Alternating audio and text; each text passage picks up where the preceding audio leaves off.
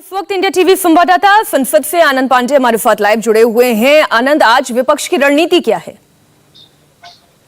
जी बिल्कुल, जैसा कि आपने भी बताया कि विपक्ष की रणनीति यह है कि सबसे पहले संसद परिसर में गांधी मूर्ति के सामने विपक्ष के नेता प्रोटेस्ट करेंगे और जो 12 सांसद जिनको निलंबित किया गया है वो भी इस प्रोटेस्ट में शामिल होंगे। और उसके बाद जिनको निलंबित किया गया वो सांसद तो गांधी मूर्ति के पास धरने पे बैठे रहेंगे, क्योंकि वो सदन से निलंबित लिया जाए, सदन के अंदर नहीं जा सकते। लेकिन बाकी जो विपक्ष के नेता है उनकी एक बैठक होगी मल्लिकार्जुन खड़गे जो कि विपक्ष के नेता है उनके कमरे में, और फिर उस बैठक में रणनीति तय की जाएगी कि संसद के अंदर यानी कि राज्यसभा के अंदर विपक्ष की क्या रणनीति रहेगी। कल भी विपक्ष ने राज्यसभा के अंदर मांग की थी कि जो 12 सांसद जिनको निलंबित किया गया उनका निलंबन वापस किया जाए। कि शीतकालीन सत्र में जिस तरीके से सस्पेंड किया है एमपीज को इंक्लूडिंग मी, वो सस्पेंशन रिवोक करना चाहिए और इस तरीके के अनडेमोक्रेटिक प्रैक्टिसेस पार्लियामेंट्री डेमोक्रेसी के लिए हानिकारक है, उसको बंद करना चाहिए। प्रियंका चतुर्वेदी शिवसेना की सांसद हैं, इन्हें भी निलंबित किया गया है और अब जितने भी निलंबित सांसद हैं वो गांधी मूर्ति के सामने, उनकी प्रतिमा के सामने संसद परिसर में ही धरना दे रहे हैं। जितने निलंबित सांसद हैं वो लगातार ये धरना प्रदर्शन जारी रखेंगे और जितने बाकी और सांसद अभी इनका साथ निभा रहे हैं, संसद की कार्रवाई शुरू होते ही हाउसेस की तरफ वो आगे बढ़ेंगे। लेकिन एक बात तो तय नजर आ रही है इन तस्वीरों को देखते हुए कि ये मामला, ये मुद्दा इस सेशन में खत्म होता नजर नहीं हो रहा है। आनंद, ये देखिए धरने प्रदर्शन की तस्वीर तो अब दर्शक देख ही रहे हैं इंडिया टीवी पर। सरकार की लेकिन रणनीति क्या है, वो हाउस कैसे चलाएगी?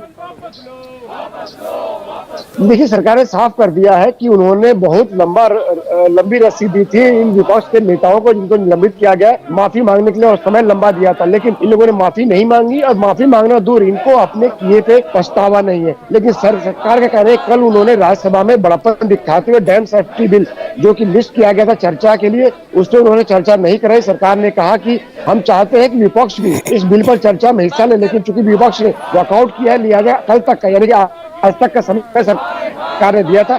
अगर आज भी विपक्ष जो है सदन से वॉकआउट करता है, सरकार अपने जो विधिक कार्रवाई है, जो सदन की कार्रवाई है उसको चलाएगी। जो बिल लिस्टेड है, आज का बिल जो डैम सेफ्टी बिल लिस्टेड है उस पर चर्चा कराई जाएगी, उस पर पास कराया जाएगा।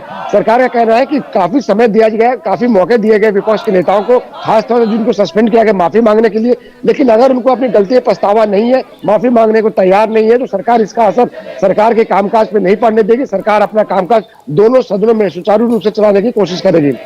लेकिन क्या चर्चा के साथ ये सदन चल पाएगा? आनंद, इस बात को लेकर दर्शकों में भी एक संशय बना हुआ है, क्योंकि हमने 2 दिन की तस्वीर देखी, चर्चा ना के बराबर हुई।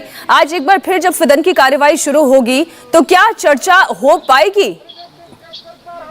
देखिए, अगर विपक्ष वॉकआउट करेगा आज भी तो चर्चा नहीं हो पाएगी, लेकिन सरकार जो है हंगामे के बीच में या विपक्ष के वॉकआउट करने के बाद भी अपना जो कामकाज है उसको जारी रखेगी। यानी कि जो सरकार के पक्ष के लोग हैं, बीजेपी के हैं, और जो भी पॉलिटिकल पार्टी अगर हाउस में रहती है विपक्ष की भले हो, उनको बोलने का मौका दिया जाएगा और उसके बाद डैम सेफ्टी बिल और जो बाकी दूसरे बिल आज लाए जाएंगे उन पर चर्चा करा के सरकार। अच्छा आनंद, माफ कीजिए मैं बीच में ही आपको टोक रही हूँ, लेकिन कल हमने एक तस्वीर देखी थी जब राहुल गांधी ने विपक्षी दलों की मीटिंग बुलाई थी तो उसमें से टीएमसी नदारद रही थी, उसके पीछे वजह क्या थी? और क्या अगर आज एक बार फिर रणनीति बनती है तो उसमें टीएमसी के सांसद भी साथ निभाएंगे? ये देखिए, विपक्ष की बैठकों में इस सेशन की हम बात करें तो टीएमसी अभी तक नहीं आई है। टीएमसी का कहना है कि हमारा कांग्रेस के साथ न तो कोई इलेक्टोरल अलायंस है और न ही हम कहीं सरकार में इनके साथ हैं। उन्होंने एग्जाम्पल दिया महाराष्ट्र में जहां पे शिवसेना कांग्रेस की सरकार है वहां पर, लेकिन वहां टीएमसी नहीं है और न ही टीएमसी के साथ कभी चुनाव पूर्व हाल के दिनों में गठबंधन हुआ था। टीएमसी का साफ तौर पर कहना है कि हम कांग्रेस के बुलाव पे क्यों जाए, लिहाजा विपक्ष की बैठक में टीएमसी नहीं जा रही।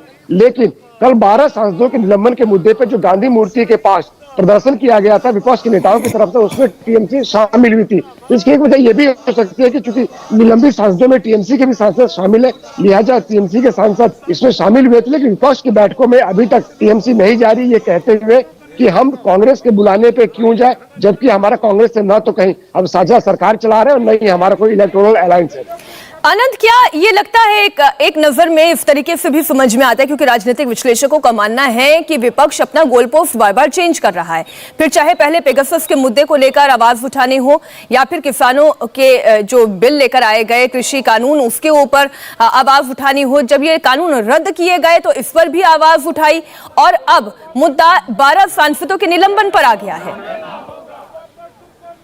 जी देखिए, सरकार भी इस बात को जानती है। सरकार के नेताओं का साफ तौर पे कहना है कि चूंकि सामने जो है 5 राज्यों के चुनाव है, खासतौर से उत्तर प्रदेश, उत्तराखंड और पंजाब के चुनावी जो नतीजे आएंगे वो आने वाले दिनों में देश की दशा और जो राजनीतिक जो व्यवस्था है, जो राजनीतिक सरोकार है, उसको काफी हद तक प्रभावित करेंगे। और यही वजह है, और सरकार इस बात को बार बार कह रही है कि इन चुनावों के चलते ही विपक्ष जो है सदन में कामकाज नहीं करना चाहता, वो बार बार हंगामा करना चाहता है ताकि सरकार जो है कोई कामकाज ना कर पाए। विपक्ष चाहता है कि एक मैसेज ये जाए कि सरकार हर मोर्चे पे विफल है और वो इन बातों का इन राज्यों के चुनाव में प्रचार कर सके। लेकिन सरकार जब इस बात को भली भांति जानती है, यही वजह है कि सरकार का फोकस जो है कि जो उसका लिस्टेड एजेंडा है, जितने बिल है 26 बिल नए हैं, इस सत्र के लिए सरकार ने लिस्ट किया है। सरकार की कोशिश है कि हम विपक्ष के, लेकिन विपक्ष की कोशिश यही है कि वो सरकार को इस मुद्दे पर घेरे। और प्रियंका चतुर्वेदी, शिवसेना सांसद जो निलंबित सांसदों में से, कि उनका क्या कहना है, आइए आपको सुनाते हैं।